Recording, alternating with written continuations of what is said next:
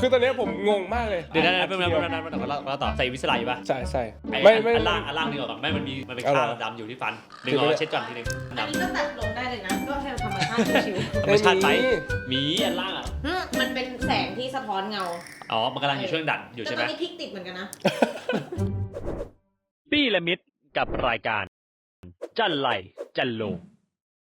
สวัสดีครับต้อนรับเข้าสู่รายการจันไรจันโลงครับเป็นรายการที่จะเชิญแขกรับเชิญมาเล่าเรื่องจันโลงใจในทุกวันจันทร์ครับวันนี้เราอยู่กับอีกหนึ่งแขกรับเชิญที่ต้องใช้ว่าเขาไม่ใช่คนปากแจ๋วฮะแต่เขาเป็นคนพูดไปเรื่อยนะฮะมีสติที่ค่อนข้างจะมาบ้างไม่มาบ้างเป็นคนมีความคิดเหนือจินตนาการซึ่งจริงๆไม่ต้องมีเยอะขนาดนั้นก็ได้ฮะแต่เขามักจะมีให้เราเสมอวันนี้ครับเราอยู่กับน้องยิมหรือมูยิมนั่นเองสวัสดีครับน้องยิม สวัสดีครับพี่ปี้ ดีได้เจอฮะน้องยิมวันนี้เรามาในธีมดราม่า ดราม่าร ายการ เหรอ ดราม่าหน่อยเพราะว่าเราต้องคือทุกคนเนี่ยเห็นยิมในรายการเนี่ยเป็นคนสนุกตลกอยู่แล้ววันนี้เราอยากเห็นในมุมอีกด้านหนึ่ง คือยาวอ่ะ ยาวเลยอ่ะ มันจะยาวเกิน งั้นเรากลับมาเป็นด้านตลกเหมือน ด้าน เดิม ตลกดีกว่า ด้านตลกยาวกว่ายาวกว่าเดิมไหมหรือว่ามันสั้นกว่าเดิม สั้นกว่าเดิมนิดนึง สั้นกว่าเดิมนิดนึงใช่ไหม ใช่ งั้นเปลี่ยนแขกได้เลย เอ้ย งั้นเปลี่ยนแขกมันยาว คือที่ ไปไง ผมรอนานมากเลยเนี่ย จริงปะเนี่ยคุณจะพูดเดี๋ยวดราม่านะเดี๋ยวแฟนคลับบอกทำไมให้น้องยิมมารอนาน รอนานไม่พอนะ คือผมเพิ่งรู้คิวด้วย เพิ่งรู้ด้วยเหรอ มันค่อนข้างกระทันหัน อาหารใช่พอดีผมเพิ่งรู้ตัวว่าผมว่างเหมือนกันวันนี้ อ่า เพราะว่าผมก็เพิ่งรู้พร้อมคุณ อ่ะ ผมเพิ่งรู้พร้อมคุณ อันนั้นไม่เท่าไหร่วันนี้ผมไม่สบายด้วยวันเนี้ย วันนี้ไม่สบายด้วย เดี๋ยวเผื่อทุกคนอาจจะได้ยินเสียงฟุดฟัดผมเดี๋ยวอาจจะงงไงเดี๋ยวเสียงนี่เสียงเป็นไรไม่ไม่ดีหรือเปล่าเดี๋ยวโทษคนอื่นคือจริงๆวันเนี้ยผมอะไม่ค่ ป่ อ วย ย สบา ด้วย ยคือที่ผ่านมาเนี่ยเราได้สัมภาษณ์ยิมในหลายรูปแบบแล้วแต่ยังไม่เคยรู้จริงๆเลยว่าชีวิตจริง ๆของยิมเนี่ยเป็นคนยังไง แบบอยู่บ้านอยู่กับครอบครัวเป็นคนยังไง อยู่คนเดียวครับ ฮะ เอา อะไร ผมอยู่คนเดียว นึกว่าถามว่าตอนผมอยู่คนเดียวใช่ไหมครับ อ๋อไม่ใช่ ไม่ใช่อยู่บ้านคน อยู่ เดี ค ยวน เล เดียวย อยู่คอนโด ไม่ใช่หมายถึงว่า ไม่ได้ตอนเด็กๆดิ อ๋อน้องเด็กเลยเหรอ เรามีพี่มีน้องไหม มีครับมี เราเป็นลูกคนที่เท่าไหร่ คนที่สองครับ เราเป็นไงนิสัย ตั้งแต่เด็กเนี่ยผมค่อนข้างอิสระเลย ถ้าเกิดจะย้อนวัยไปแบบเด็กจริงๆอ่ะตอนเด็กๆผมชอบสุนัข อ๋อ ใช่ แต่เรื่องเด็กๆดูสิ่งที่เราจำได้คือชอบสุนัข ชอบสุนัขแล้วก็ตอนเด็กๆอ่ะชอบสุนัขเสร็จปุ๊บผมอะอยากฝึกสุนัข คือซื้อสุนัขตั้งแต่เด็กๆอ่ะไอเด็กๆอ่ะเขาเรียกว่าสุนัขเพิ่งเกิดอ่ะแล้วผม ก็เอาสุนัขอะไปฝึกเอง อ๋อสอนสุนัข ใช่แล้วผมก็ซื้อหนังสือ ก็ซื้อหนังสือที่มันแบบฝึกสุนัขอย่างหัวเราะที่ ก็ซื้อหนังสือที่มันฝึกสุนัขอ่ะแล้วผมก็สร้างด่านเอง ได้คือผมไม่ค่อยมีสติเลยตอนนั้น ซื้อหมามาลูกหมาเอามาเลี้ยง แล้วคุณก็ฝึกสอนมันพร้อมกับคุณสร้างด่านให้มัน ใช่ แล้วไงต่อ คือตอนเด็กค่อนข้างจินตนาการสูง ผมก็จะสร้างบ้านเล็กๆอ่ะแบบเป็นไม้ต่างๆเพราะที่บ้านขายไม้ตั้งแต่เด็กอะไรเงี้ยก็จะเอาไม้มาตอกเล่นหรือเชื่อมเล่นให้เป็นแบบบ้านสุนัขใช่แล้วก็ตอนเด็กมีความฝันว่าอยากเลี้ยงหมาพันธุ์เยอรมันเชพเพิร์ด เยอรมันเชพเพิร์ดก็คือพันธุ์ตำรวจหมาตำรวจ ใช่คือตอนนั้นข้างคล้ายหมามาก แล้วก็อย่าเป็น HWAT HWAT หน่วยสว่าน อ๋อยังเป็นหน่วยสวาท อย่า FBI อย่าตอนเด็กยิ้มอยากเป็นจนแบบเห็นเทียนปะน้ำยาเทียนอ่ะเอามารวยตัวเองนะ เพื่ออะไร ฝึกความอดทน อันนี้จริง จริงเหรอก็คือเอามาหยดใส่ตัวเอง ๆ ใช่เมื่อก่อนอ่ะที่บ้านผมมีพนักงาน1 คนไปจับใบดำใบแดงแล้วได้เป็นหน่วยรบพิเศษแล้วเขาก็มาเล่าให้ฟังว่าแบบไปทำอะไรมาบ้างอะไรเงี้ยคือมันโหดมากใช่ก็ฟังเฉยๆตอนนั้น แล้วเราอยากเอามาปรับแปลงกับตัวเอง ไม่ เอาแค่ฟังเขาเฉยๆเขา ฟัง เล่าให้ เฉ ฟั ย ง ๆ ชอบว่าเล่าสนุกกว่าคนนี้ ใช่ โอเคเรื่องที่เรารู้สึกว่าเล่า แล้วสามารถจะลงใจคนจูด้วย ลวนกาแฟมาไว้ลิ้นพันไว้ มีอยู่ อันนี้คือไม่เคยเล่าเลย เอาละไม่เคยเล่าแล้วมา เรื่องวัยเด็กแบบไม่ต้องใช้สมองเลย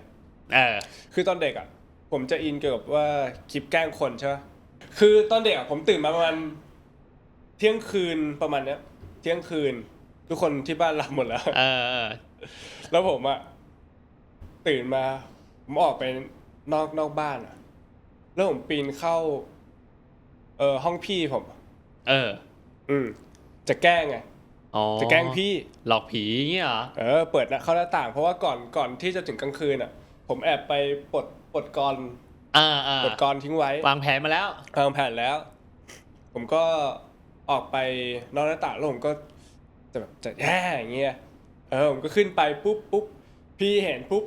พี่วิ่งมาถีบผม ที่ผีอะนะ ถีบผมนี่แหละผมแกล้งเป็นผีไง แล้วพี่เห็นเราอยู่ตรงหน้าต่าง ใช่ วิ่งมาถีบเลยเหรอ นี่โมโห แล้วเราทำไงอ่ะเราตกจากบ้านดิ แล้วก็จบแค่นั้นเลย ต่างอะไรกับเรื่องหมาอันนี้ อันนี้ก็ถามเนี่ย ไม่มันคือแกล้งไงแกล้งไว้เด็ก มันคือแกล้งเขาแล้วเราได้รับการบาดเจ็บไหมครั้งนั้น ไม่บาดเจ็บ ไม่บาดเจ็บด้วย ใช่เป็นคนชอบแกล้งพี่แล้วพี่ชอบเอาจริงไง แต่คือพี่รู้แหละว่าเป็นเราไม่ใช่ผีแน่นอน ใช่ คนอื่นเขาลูกคนเดียวจะไม่เข้าใจ หรือคนที่มีพี่ชายเขาจะไม่เข้าใจครอบครัวแบบนี้ ลองสะท้อนให้ฟังหน่อยว่า ข้อดีของการพี่สาวของเราคืออะไร ถ้าเราไม่รู้เรื่องอีกรถตู้รออยู่ขึ้นกลับได้เลย ข้อดีของการมีพี่สาวคือมีอันนี้เลยคือมีเพื่อนพี่ มีรู้จักเยอะอะไรเงี้ยเป็นเพื่อนพี่ด้วยอะไรเงี้ยเรียนโรงเรียนเดียวกันด้วยใช่หรือโรงเรียนอื่นด้วยอะไรเงี้ยใช่ก็รู้จักแบบข้ามที่อะไรเงี้ยมีข้างในที่พี่แบบว่าทนไม่ไหวกับเราแล้วมีไหมเราแกล้งเขาแหน่แรงอะไรก็อะไรเงี้ยตีนิดนึงพี่ตีป้างผมก็ตีป้างพี่ก็ตีป้างอีกทีนึงแล้วผมวิ่งมีอยู่ครั้งนึงผมน่าจะทำอะไรให้พี่โกรธอะไรสักอย่างแล้วผมก็วิ่งหนีวิ่งลงบันไดที่บ้านแบบประตูข้างนอกวิ่งฟิวหนีพี่ไงหนังสือการ์ตูนไข่ล้อปิวมาเลยโดนไม่โดนผมหลบไง ไม่แต่ฟิลมันเป็นอย่างงี้คือเขาไม่ไหวแล้วอย่างงี้ใช่ไหมใช่เหมือนกูตอนนี้เลยนะคือแบบพี่สาวเราเป็นเหมือนพี่ตอนนี้ละ คือเป็นฟิลแบบนั้นคือประมาณ5 โมงเย็นพนักงานที่โรงงานออกมาพอดีตอนนั้นผมก็วิ่งลงไงฟิววิ่งหนีผู้หนังสือปิวลอยลงมาฟิวคือภาพที่ผมมองมันแบบโอ้โหยิ่งใหญ่มากอะไรเงี้ยเหมือนเล่นหนังบู๊อย่างเงี้ยแบบโอ้โหรุนแรงเกินเลยซึ่งโดนเราไม่โดนเราไปโดนพนักงานไม่โดนอะไรเลยแต่แค่แบบแค่ภาพมันติดตาภาพมันติดตาอันนี้คือพาร์ทครอบครัวอันนี้ตอนเด็กเลยเด็กๆเลยแล้วพอเราเข้ามัธยมมหาลัยเหตุการณ์ไหนที่แบบว่าจะลงใจได้บ้างตอนเด็กเนี่ยผมเรียนที่ลำพูนใช่ไหมเรียนลำพูนแล้วผมอยากไปเรียนเชียงใหม่อยากแบบออกนอกกรอบใช่แล้วระหว่างในตอนลำพูนผมก็ระหว่างเสาร์อาทิตย์เนี้ยผมก็จะขึ้นรถแบบรถแดงผมก็จะเหมาไงเหมาไปกับเพื่อนแบบ2-3 คนอะไรเงี้ยไปเชียงใหม่ไม่รู้ไปอะไรไปเดินเล่นแล้วก็เหมารถกลับมาอีกทีนึงคือรู้สึกว่าอยากอิสระแบบหาอะไรทำใหม่ๆอะไรเงี้ยแล้วพอตอนนั้นม.3 ทีนี้จะต้องแบบม.4 เนี่ยอยากย้ายแล้วแบบในลำพูนไปมาทั่วแล้วไปทุกที่หมดแล้วก็เปลี่ยนใหม่ก็เลยจะไปเชียงใหม่อยากย้ายไปอยู่เชียงใหม่ไม่อยากนอนอยู่บ้านคิดอยู่ว่าจะเข้าสายสามัญหรือว่าสายอาชีวะคือตอนนั้นมี2 ทางคือถ้าเกิดเข้าสายสามัญตอนนั้นผมเป็นคนเรียนไม่เก่งแบบเป็นคนกลัวเรื่องการเรียนต้องเรียนหนักตั้งแต่เด็กจนแบบโตผมกลัวแล้วผมก็ต้องไปเรียนเชียงใหม่คนเดียวผมก็เลยเลือกง่ายหน่อยก็คืออาชีวะอาจจะไม่หนักผมเรียนไม่เก่งใช่ก็สุดท้ายก็ได้เรียนนะแต่ว่าไม่ได้นอนที่เชียงใหม่แล้วไปนอนไหนนอนที่ลำพูนแต่ว่าต้องตื่นเช้านั่งรถแต่เช้าไปเรียนประมาณแบบตื่นประมาณตี 4 กว่าตี 4 ครึ่งอะไรเงี้ยใช่รถรับประมาณตี 5แล้วก็ไปถึงที่โรงเรียน7 โมงโหนั่งรถ2 ชั่วโมงใช่คือนั้นเป็นสิ่งที่แบบ3 ปีประมาณเกือบ3 ปีผมต้องทำกันถ้ากับว่าอยู่บนรถเนี่ย4 ชั่วโมงต่อวันว่าไปกลับถูกปะประมาณ 2-3 ชั่วโมงในช่วงเช้าอะไรเงี้ยเพราะมันรับผมคนแรกส่งผมคนสุดท้ายเลยใช่โอ้โหอันนั้นเรียกว่าหนักมากผมนั่งจนแบบตัวงอคือไม่รู้จะฟังเพลงอะไรแล้วตอนนั้นก็นานมากเรื่องนี้เป็นความแบบอันในชีวิตเลยถือว่าอันนะตอนนั้นมันต้องแบบความอดทนด้วยอะไรเงี้ยตื่นเช้านั่งรถไปเรียนแล้วคือสายอาชีพที่ผมเรียนมันเป็นโรงเรียนเอกชนเป็นโรงเรียนแบบไม่ได้ปล่อยเป็นเคร่งวินัยใช่วินัยคือในห้องเรียนจะมีกล้องวงจรปิดคือจะได้นั่งโต๊ะเดี่ยวทุกคนแล้วทุกอย่างระเบียบจะเคร่งมากแล้วก็มีกล้องวงจรปิดระหว่างที่ผมเรียนใครที่แบบคุยกันหรืออะไรจะมีเขาเรียกว่าฝ่ายพัฒนา เดินขึ้นมาแล้วก็ตัวไปแบบไปอบรมใช่ถ้าใครไม่ตั้งใจเรียนเข้มเหมือนเลยเหรอเข้มมากแสดงว่าถือว่าเป็นสายอาชีวะที่ค่อนข้างจะเข้มข้นอยู่เหมือนกันนะแบบระเบียบจัดไม่ได้ปล่อยเหมือนที่เราเคยเห็นตามข่าวอย่างนี้เนาะเพราะว่ามีเวลาเปิดมีเวลาปิดหรือว่าอะไรเงี้ยใช่แล้วก็มีกล้องวงจรปิดนั่นแหละสิ่งนั้นอ่ะเลยทำให้ผมเป็นคนที่ตอนสอบทำให้ผมสอบได้ตั้งแต่เด็กจนโตอ่ะผมไม่เคยสอบผ่านหรือว่าไม่เคยสอบรู้เรื่องเลยมั่วหมดเลยเพราะเราไม่ได้เน้นเรียนใช่เราไม่ได้เน้นเรียนแต่พอไปเข้าอาชีวะเนี้ยเลยทำให้ผมรู้สึกว่าเอ้ยเราก็ทำได้นี่อะไรเงี้ยเราก็สอบรู้เรื่องนี่เพราะว่าพอมีกล้องวงจรปิดจับเราใช่ไหมเราก็จะไม่ได้ไปเล่นกับคนอื่นเราก็จะมองแค่กระดาน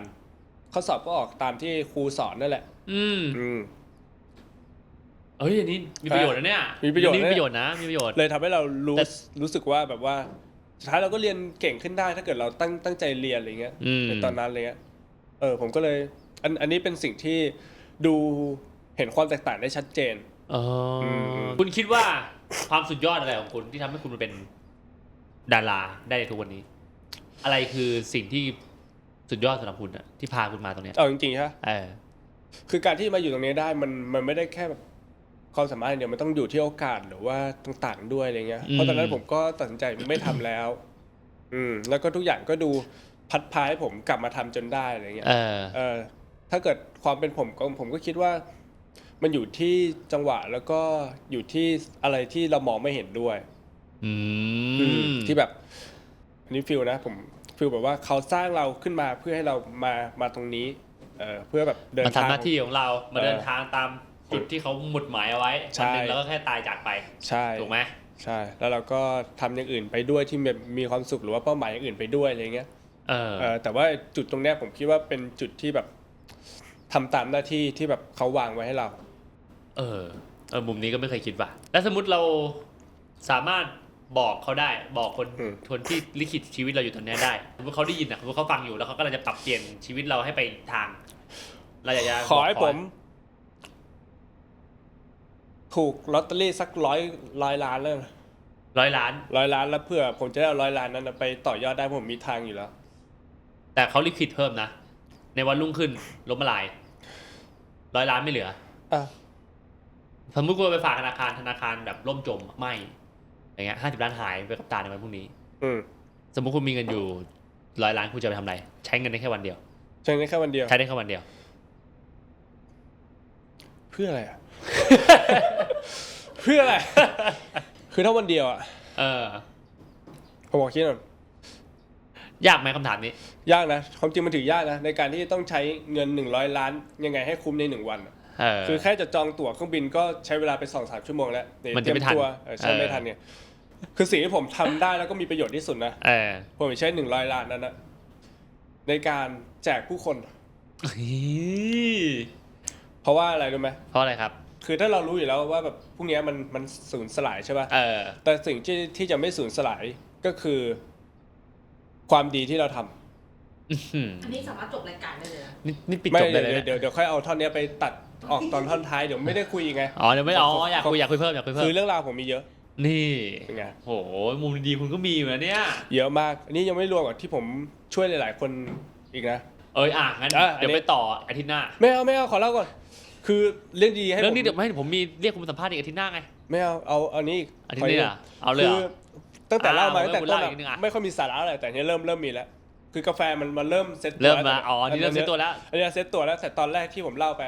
ร่างกายไม่เซ็ตตัวโอเคเอามาถ้างั้นเดี๋ยวผมให้คุณเล่าแบบเต็มที่เลยอันนี้นะครับเดี๋ยวกลับมาเจอกับน้องยิมนะครับขอเล่าก่อนนะคือเอาเล่าเต็มที่เลยป่ะคือแล้วผมนั่งวินมอเตอร์ไซค์นะแล้ววินมอเตอร์ไซค์แล้วผมก็คุยกับเขาเล่าชีวิตของเขามาอะไรเงี้ยจบก็คือผมตอนนั้นผมมีเงินอยู่ประมาณหลักหมื่นอ่ะมีหลักหมื่นแต่ผมคุยกับเขาแล้วเขาเหมือนตกผลึกกับชีวิตเขาได้อะไรเงี้ยผมก็เลยโอนให้เขา 3,000ทั้งชีวิตในบัญชีตอนนั้นคุณมีอยู่10,000เดียวใช่คุณโอนให้พี่วินไป 3,000 ใช่เพราะเคยได้ไปซื้อเบาะรถใหม่ ตอนช่วงโควิดใช่ไหมทุกคนลำบากหมดแล้วเหมือนพี่เขาแบบคือเหมือนเขาแบบดิ่งมากเขาสูญเสียทุกอย่าง แล้วเขาก็คิดว่าจะฆ่าตัวตายด้วยแบบเดี๋ยวไม่อยู่เลยแล้วเหมือนเขาตกผลึกได้แบบที่จะตัวเองได้แล้วก็กลับขึ้นมาได้พอกลับขึ้นมาได้ปุ๊บเขาก็แบบตั้งใจที่จะขับวินมอเตอร์ไซค์เพื่อทำหาเงินอย่างสุจริตเนี่ยแล้วเขาก็บอกผมว่าถ้าวันนี้มันเกิดผมเขาให้นั่งฟรีเลยนะอะไรอย่างเงี้ยเขาก็ไปส่งผมปุ๊บผมก็ขอโอนเงินให้เขาโอนเสร็จผมก็วิ่งหนีผมวิ่งทำไมผมกลัวเขาไม่เอาอ๋อกูเขาจะบอกเฮ้ยคุณโอนไปตั้ง3,000คุณเอาไปเลยผมไม่เอาเลยผมก็โอนเสร็จปุ๊บพี่ผมโอนให้แล้วโอนให้เรียบร้อยแล้วเขายังไม่ทันเช็คเลยใช่ป่ะผมก็วิ่งหนีเลยเอ้ย 3,000 นี้ให้เขาไปทำอะไรคือผมคิดว่าในการที่เขาตกผลึกได้เนี่ยคือเขาจะมีวิธีการใช้เงินอีกแบบหนึ่งให้มันเกิดประโยชน์ลงทุนไปแล้วแบบว่าคิดว่าเงินตรงนั้นอาจจะช่วยชีวิตเขาได้เยอะเพราะว่าเขาผ่านการตกผลึกในชีวิตตัวเองมาแล้วอะไรเงี้ยจุดดิ่งสุดก็ผ่านมาแล้วแล้วก็กลับตัวกลับใจขึ้นมาแล้วเราก็แค่ให้เงินของเขาเผื่อเขาจะได้แบบต่อยอดแรงบันดาลใจใช่เพราะว่าเขาแบบ ก็น่าจะต่อยอดได้เพราะเขาผ่านคือมันอยู่ที่ mindset ผลด้วยคือจริงๆผมช่วยหลายคนมากอันนั้นแค่แบบช่วงยุคแรกๆรู้ไหมว่าตอนที่เราวิ่งหนีจากเขามา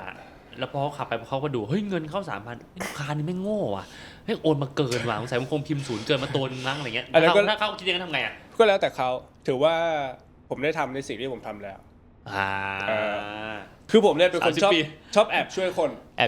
แต่ถ้าคุณมาแบบตั้งใจมาขอไม่ให้คือผมเอาจริงนะในช่วงนี้ผมกำลังศึกษาคริสเตียนอยู่ศาสนาคริสเตียนใช่ช่วงนี้แบบว่าผม คุยกับตัวเองแล้วก็ไอ้วันนั้นผมก็แบบรู้สึกดีอะไรเงี้ยแล้วผมก็แบบรู้สึกว่าเหมือนวันนี้อยากช่วยคนอะไรเงี้ยนี่ก็แบบว่า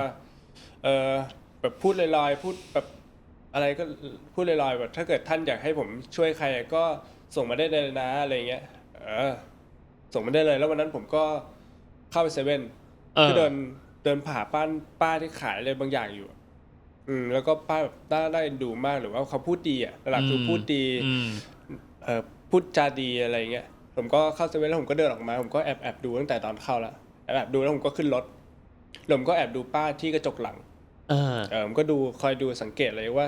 จริงหรือเปล่าหรืออะไรผมเป็นคนค่อนข้างแบบดูคนก่อนที่จะช่วยก็ดูสักพักหนึ่งผมก็เลยลงไปช่วยป้าเขาก็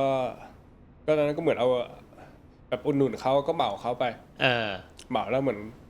ป้าก็อวยพรผมจนผมขึ้นรถแล้วขับรถออกไปใช่มีครั้งหนึ่งผมวาดรูประบายสีแล้วมีเด็กคนหนึ่งมาขายนมเปรี้ยวให้ผมคือตอนนั้นผมก็เศร้าหลายอย่างผมก็เลยไปนั่งระบายสีวาดเล่นให้ผ่อนคลายอะไรเงี้ยแล้วเด็กคนนั้นก็มาปุ๊บอันนี้คิดว่าโอเคพระเจ้าคงอยากให้เราช่วยคนนี้ผมก็เลยโอนไปเลย 2,000 โอน 2,000 แล้วเด็กอึ้งเด็กนี่มองหน้าผมอย่างนี้แล้วน้องเขาก็พูดว่าพี่คะนั่นไม่ใช่บัญชีหนู พี่โอนผิดบัญชีครับพี่ไม่ใช่นะคือเขาก็มาขายแล้วผมก็บอกน้องเอาหมดเลยอะไรเงี้ยทั้งหมดที่น้องมาขายแหละโอเคขอเลขบัญชีต่างๆผมก็